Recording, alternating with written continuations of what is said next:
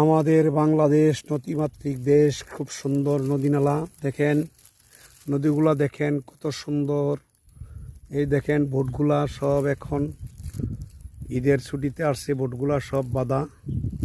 এই দেখেন এদিকে ফসলি জমিন, এই যে এগুলা সব মরিচ ক্ষেত ছিল, মরিচ খেতির পরে এখন আলু খেতি করছে। মরিচ ছিল, আলু ছিল, এখন সব ধান ক্ষেত, চক্কে চক্কে ধান। এগুলা কিছুদিন পরে এই ধানগুলা অনেক বড় হবে, অনেক সুন্দর হবে। দেখেন কত সুন্দর দৃশ্য, অনেক সুন্দর দৃশ্য। ফসলি মাঠ আর মাঠ, ও দেখেন বাড়িঘর, ওই যে বাড়িঘর, ওই যে গ্রাম। এক সুন্দর একটি দৃশ্য, দেখার মতন।